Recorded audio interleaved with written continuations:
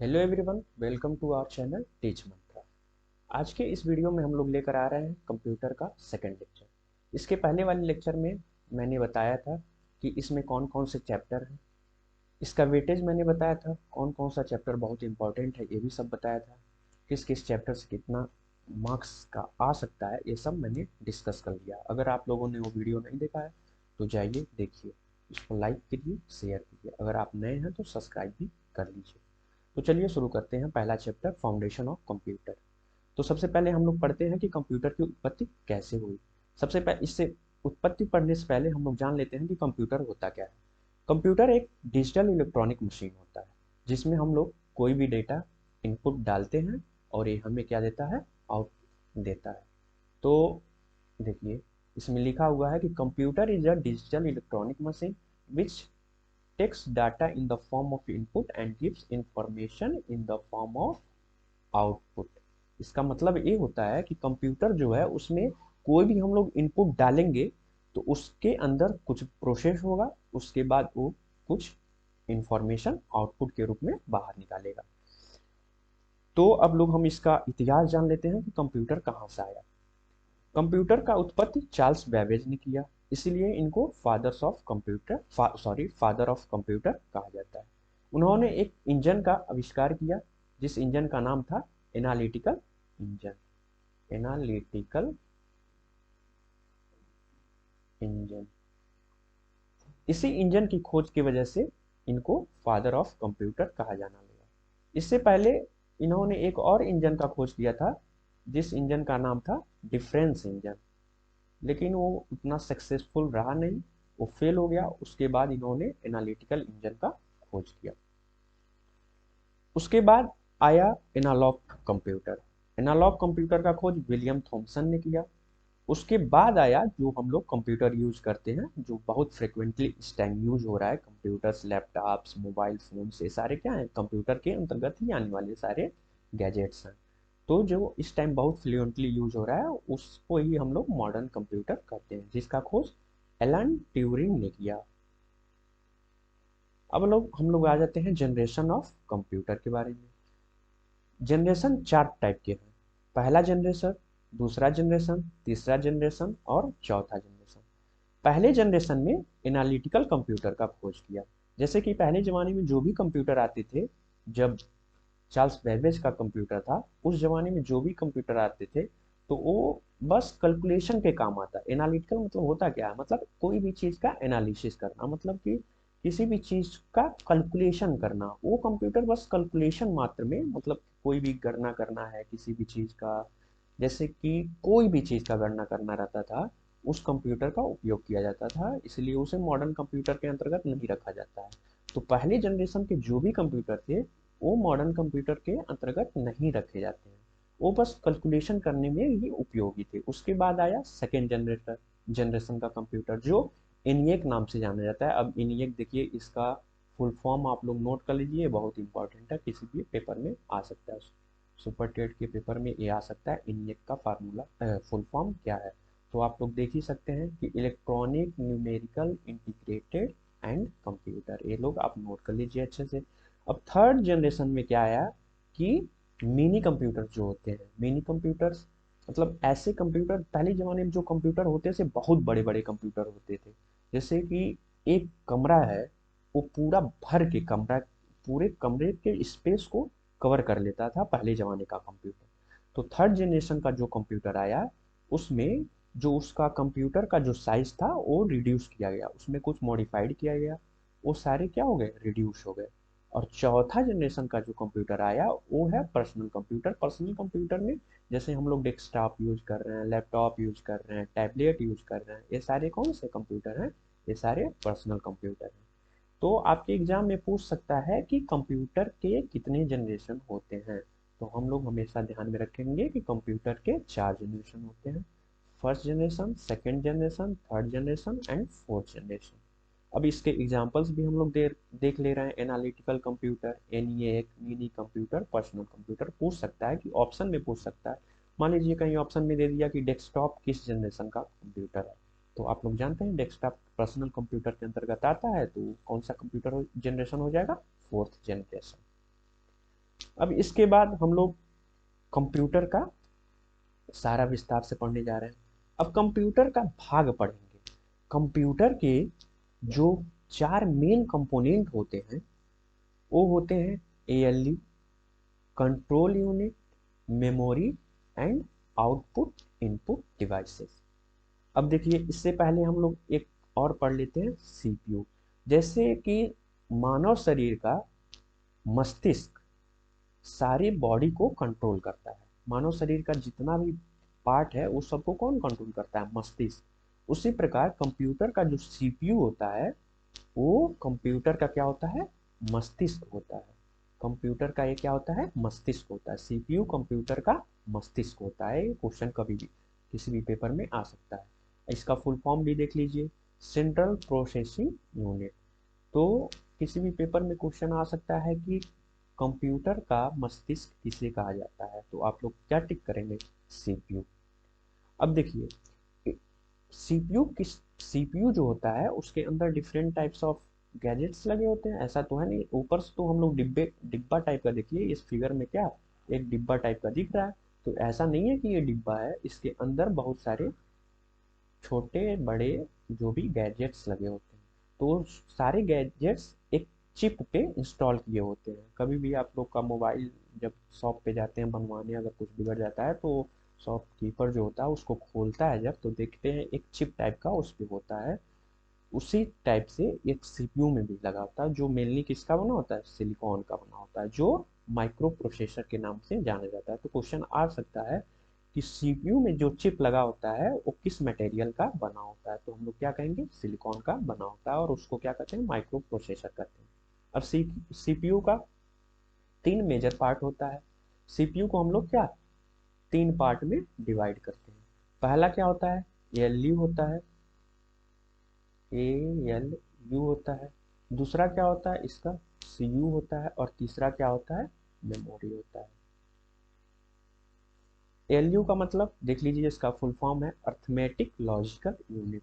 जितने भी calculative part, जितने भी लॉजिकल एनालिटिकल कैलकुलेशन से रिलेटेड जितना भी पार्ट जब हम कंप्यूटर से करना चाहते हैं, तो जब कंप्यूटर में कोई भी डेटा हम लोग डालते हैं, अगर कैलकुलेशन से रिलेटेड है, तो वो सारा प्रोसेस किस में होता है? एएलयू में होता है। सीयू मतलब क्या है? Control unit. सीयू का मतलब क्या है? Control unit. जैसे कि कंप्यूटर का उपयोग हम लोग कंट्रोल करने में भी कर सकते हैं। जैसे बड़ी बड़ी कंपनियां होती हैं उसमें कंट्रोलर लगा होता है। जैसे कि कोई भी इंजीनियरिंग कंपनियां हैं, केमिकल इंडस्ट्रीज हैं, उसमें क्या होता है? जैसे पेट्रोल रिफाइनिंग कंपनियां हैं, उसमें हीट को कंट्रोल करना, जो भी ऊर्जा दे रहे हैं उसको कंट्रोल करना है, तो उसमें कंप्यूटर का उपयोग बहुत महत्वपूर्ण होता है। क्योंकि इसी से कंप्यूटर में जो भी लैंग्वेजेस यूज किए जाते हैं, डिफरेंट टाइप ऑफ लैंग्वेजेस होते हैं, वो आगे हम लोग पढ़ेंगे। डिफरेंट टाइप लैंग्वेजेस का यूज करके हम लोग प्रोग्राम लिखते हैं, वही प्रोग्राम कंप्यूटर में फिक्स किया जाता है, और उसी से हम लोग उस प्रोसेस को कंट्रोल करते हैं। तो वो सारे प्रोसेस किसमें? सीयू के अंतर्गत आते हैं। अब इसमें तीसरा आ जाता है मेमोरी। मेमोरी हम लोग जानते ही हैं, जिसमें कोई भी चीज को स्टोर करते हैं। जैसे फोन है, फोन का भी मेमोरी होता है, आप लोग देखे ही हैं। इसके अंतर्गत हम लोग 2 टाइप्स ऑफ मेमोरी आ जाते हैं। टाइप्स ऑफ मेमोरी में प्राइमरी मेमोरी होता है, एक होता है सेकेंडरी मेमोरी। इससे पहले हम लोग रैम रोम के बारे में जान लेते हैं। रैम क्या होता है और रोम क्या होता है? तो रैम का फुल फॉर्म सबसे पहले हम लोग देख लेते हैं, रैंडम एक्सेस मेमोरी।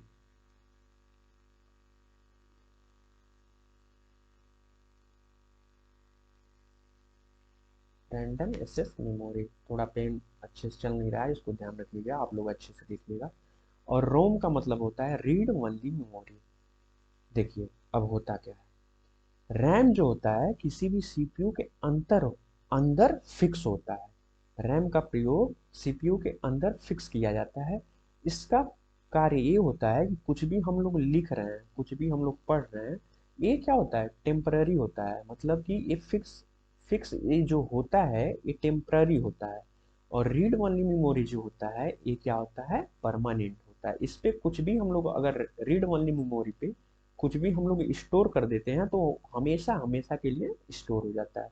लेकिन रैम पे ऐसा नहीं होता है। रैम पे क्या होता है, अगर आज हम लोग लिखे और सिस्टम को बंद कर दिए, कंप्यूटर को ऑफ कर दिए, फिर से पुनः जब उसको खोलेंगे तो इस पे जो भी हम लोग लिखे रहेंगे वो अपने आप क्या हो जाता है, डिलीट हो जाता है। जैसे कि हम लोग फ़ोन में ही कभी कभी देखते हैं कि कुछ भी कोई मैसेज वगैरह टाइप करके छोड़ दिए, ऑफ कर दिए फ़ोन, फिर से उसको ऑन करते हैं तो वो अपने आप से डिलीट हो चुका रहता है। तो वो किसके अंतर्गत आ जाता है, रैम के अंतर्गत आ जाता है। और रीड ओनली मेमोरी में क्या होता है कि इसमें जो भी स्टोर एक बार कर दिए हमेशा स्टोर ही रहता है। जैसे मेमोरी कार्ड हो गया, पेन ड्राइव हो गया, इसकी जो स्टोरेज है, एक बार इसमें कुछ भी अपलोड कर देंगे तो हमेशा स्टोर हो जाता है। जैसे सीडी, पहले ज़माने में सीडी आता था, सीडी का फुल फॉर्म होता है कॉम्पैक्ट डिस्क। उस पर क्या, कोई भी मूवी स्टोर हो जाती थी, कुछ भी स्टोर हो जाता था, शादी का वीडियो उस पर स्टोर करके हम लोग रख लेते थे, और जब मन करता था पीढ़ी दर पीढ़ी हम लोग देखते रहते थे। तो वो सारे किसके अंतर्गत आते हैं, रोम के। और रैम जो होता है ये इंटरनल होता है, जो सीपीयू कंप्यूटर के अंदर होता है। बस इस पे जैसे कि एम एस वर्ड पे कुछ लिख रहे हैं तो वो उस पे उस टाइम के लिए स्टोर हो जाएगा। लेकिन अगर उसको हम लोग सेव नहीं कर रहे हैं, सेव कर देंगे तो समझ लीजिए परमानेंट में चला गया। अगर उसको सेव नहीं कर रहे हैं और कंप्यूटर को ऑफ कर दिए, फिर से ऑन करेंगे तो वो अपने आप क्या हो जाएगा, डिलीट कर दी जाए, कर देगा, अपने आप डिलीट हो जाता है। तो एग्जाम में ये भी पूछ सकता है कि पहला तो क्वेश्चन ये उठ सकता है कि रोम का फुल फॉर्म क्या होता है, रैम का फुल फॉर्म का क्या होता है। तो रैम का बता दिए रैंडम एक्सेस मेमोरी, और रोम का बता दिए रीड ओनली मेमोरी। ये दोनों नोट कर लीजिएगा, आप लोग कॉपी कलम लेके बैठिए, इसको नोट करते चलिए, नहीं तो स्क्रीनशॉट ले लीजिए।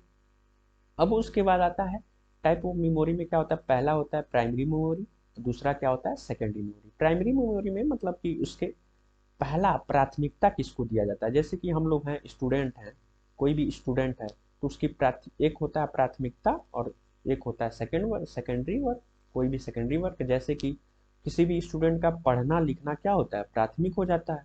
और सेकेंडरी जैसे घूमना, कहीं इंजॉयमेंट करना है, ये सब क्या हो जाता है, सेकेंडरी वर्ग में आता है। तो वैसे ही मेमोरी में भी होता है। प्राइमरी मेमोरी में मतलब जो इंटरनल होता है उसको क्या कहेंगे, इंटरनल का जो भी स्टोरेज है वो सब किसके अंदर आता है, प्राइमरी मेमोरी के अंतर्गत आता है। और सेकेंडरी मेमोरी में जो बाहर से स्टोरेज लगाए जाते हैं, जैसे कि पेन ड्राइव हो गया, एसडी कार्ड हो गया, मोबाइल में जो एसडी कार्ड हम लोग लगाते हैं, सीपीयू में भी लगता है, आप लोग देखे होंगे। पेन ड्राइव हो गया, ये सब क्या सेकेंडरी के अंतर्गत आते हैं। और प्राइमरी के अंदर इसका इंटरनल स्टोरेज जो होता है वो किसके अंतर्गत आता है, प्राइमरी के अंतर्गत आता है। तो क्वेश्चन ये भी उठ सकता है कि मान लीजिए पेन ड्राइव सेकेंडरी स्टोरेज के अंतर्गत कौन कौन सा आता है, तो आप लोग लिख सकते हैं पेन ड्राइव हो गया, एसडी कार्ड हो गया, सीडी हो गया, ये सब क्या सेकेंडरी के अंतर्गत आते हैं। अब देखिए कंप्यूटर का जो मेमोरी होता है उसके सबसे छोटी इकाई को हम लोग क्या कहते हैं, बाइट कहते हैं, सॉरी बिट कहते हैं।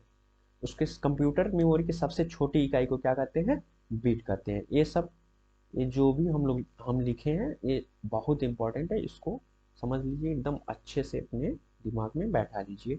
ये देखिए 8 बिट बराबर 1 बाइट होता है, 1024 बाइट बराबर 1 KB होता है, वैसे ही 1024 KB बराबर 1 MB होता है। ये सारा बहुत इंपॉर्टेंट होता है, एग्जाम में पूछ सकता है कि 1 बाइट बराबर कितने बिट होते हैं, ये सब। और ये भी देखिए, एक ये भी आता है कि कंप्यूटर मेमोरी में जो भी डाटा, कंप्यूटर में जो भी डाटा स्टोर होते हैं वो किसके फॉर्म में होते हैं, बाइनरी के फॉर्म में होते हैं। बाइनरी के, सॉरी, बाइनरी के, कंप्यूटर में जो भी डाटा स्टोर होते हैं वो किसके फॉर्म में होते हैं, बाइनरी के फॉर्म में होते हैं। जो भी डाटा स्टोर होगा वो किसके फॉर्म में होगा, बाइनरी के फॉर्म में होगा। और बाइनरी नंबर क्या होता है, जैसे कि 0 1 0 1, कंप्यूटर का जो लैंग्वेज होता है वो बाइनरी लैंग्वेज ही होता है। वो जो भी डाटा स्टोर होगा वो बाइनरी डाटा फॉर्म में स्टोर होगा। और बाइनरी फॉर्म क्या होता है, 0 1 0 1 0 1 1 1 1, मतलब 0 1 इसका मेन इकाई है। किसी भी बाइनरी का मेन इकाई क्या होता है, 0 और 1। और सारे डाटा किसके फॉर्म में स्टोर होते हैं, बाइनरी के फॉर्म में होते हैं। ये बिट वगैरह देख लीजिएगा, बहुत इंपॉर्टेंट है, इसको स्क्रीनशॉट ले लीजिए, नहीं तो अपने नोट्स को अच्छे से बना लीजिए। अब हम लोग आते हैं कि कंप्यूटर के मेन कंपोनेंट क्या क्या होते हैं। इसके पहले हम लोग बता ही चुके हैं, ALU, control unit, memory, input and output devices. ALU control unit और मेमोरी सीपीयू का मेन पार्ट होता है, ये तो अभी हम आपको समझाए। सॉरी, थोड़ा लाइट लग रहा है कट गया है, तो इसके वजह से हमको वीडियो बंद करना पड़ रहा है। इसके नेक्स्ट लेक्चर में हम यहीं से कंटिन्यू करेंगे। बहुत बहुत धन्यवाद आप लोग इस वीडियो को ज़्यादा से ज़्यादा शेयर करिए, लाइक करिए।